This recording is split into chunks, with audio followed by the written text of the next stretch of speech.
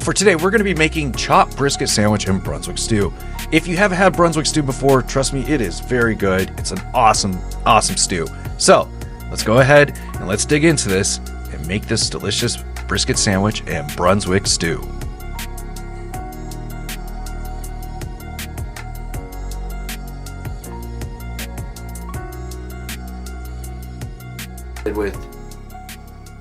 It is cold outside and my dog is looking at me like she wants to give me a kiss.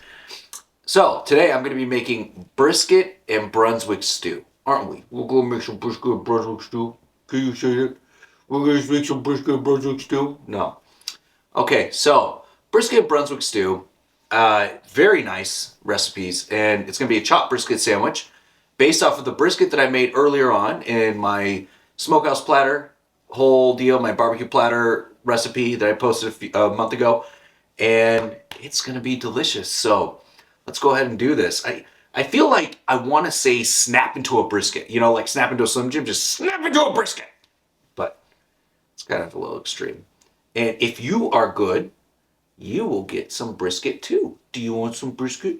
You want some brisket? Oh, thank you, I love you. Blink twice if you're a hostage. Blink twice. No? Okay. All right. Well, let's go ahead and make this chopped brisket sandwich and Brunswick stew. Stay tuned. Okay, so the Brunswick stew begins with dicing up a large yellow onion. This is what I want to work with first. This is going to be sauteed later on. But I like to prep my veggies before I get into most things. And then I've got my potato here, which is going to be a part of the stew as well. This is going to get a really nice dice. And we want just like maybe about, you know, 1/4 inch to 1/2 inch by cubes.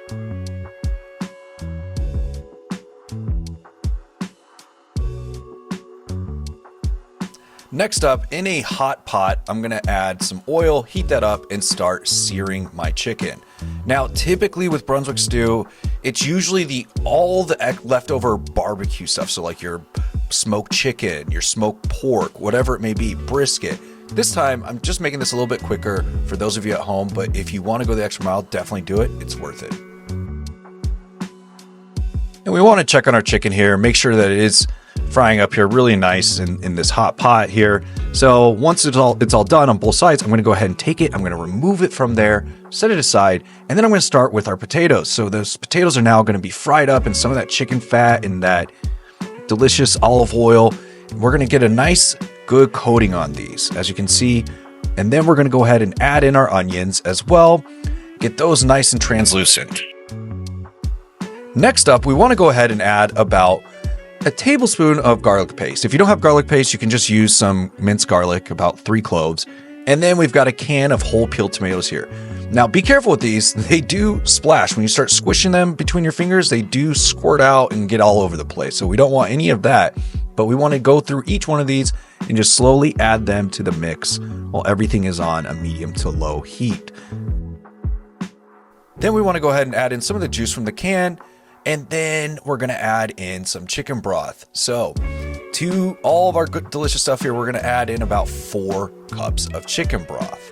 So that's 4 cups of chicken broth for liquid and some of the juice from that tomato can for liquid. Then we're going to come up with some barbecue sauce. Normally I make my own, but I didn't feel like making multiple sauces today.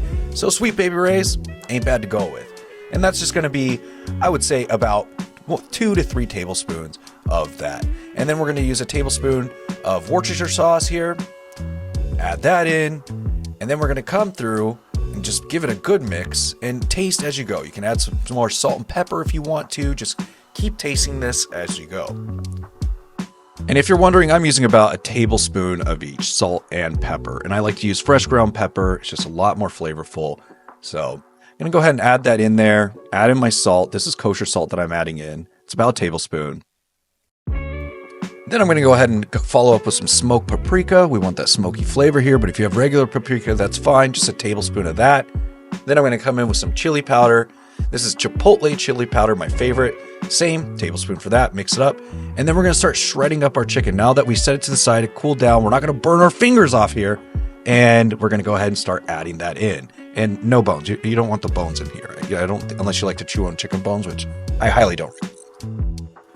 All right, and then we're gonna go ahead and add some chopped brisket in here. Now, I did do a video a month ago. I posted it. It was a smokehouse platter, barbecue platter type deal, and that has a brisket recipe there. Then we're gonna go ahead and add in a can of yellow corn and then a can of baked beans. You can use lima beans. Traditionally, a lot of people do use lima beans in this recipe. I skipped that because I didn't feel like going back out in the dang snow. It's like so damn cold outside right now, and brave that just for some lima beans. Sorry, maybe next time.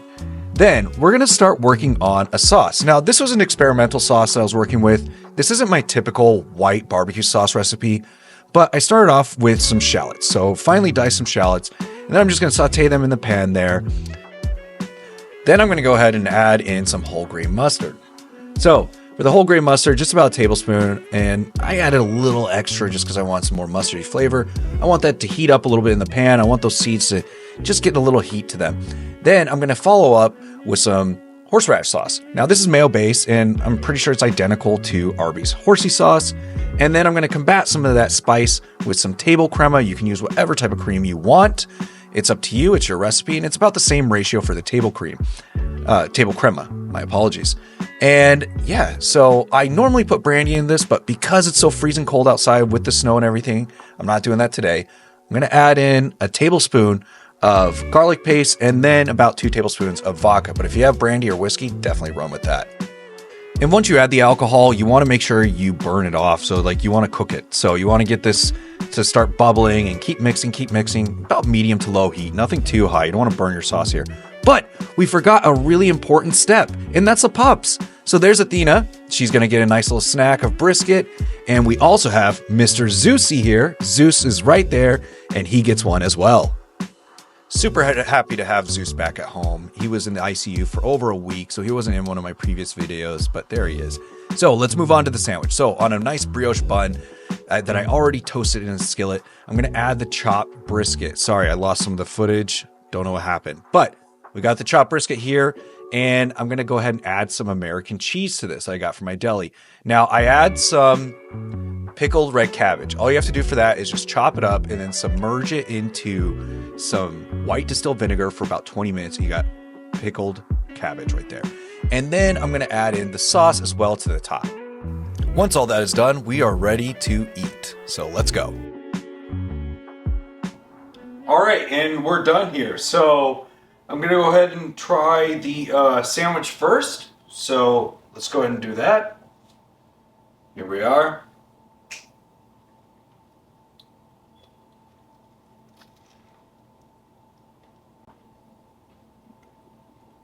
This is so damn good.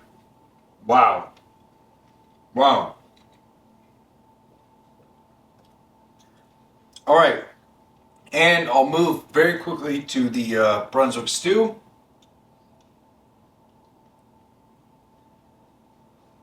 It's hot.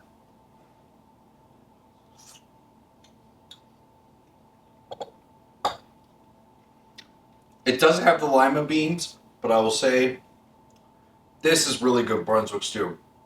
That is good. One more bite of the sandwich.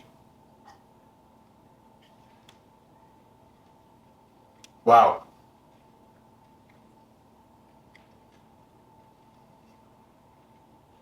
So, thank you so much for watching through the end of the video. And for those of you that are subscribers and those of you that have watched through the end of the video, thank you so much. And yeah, guys, cheers. So, let's keep going. I'm out.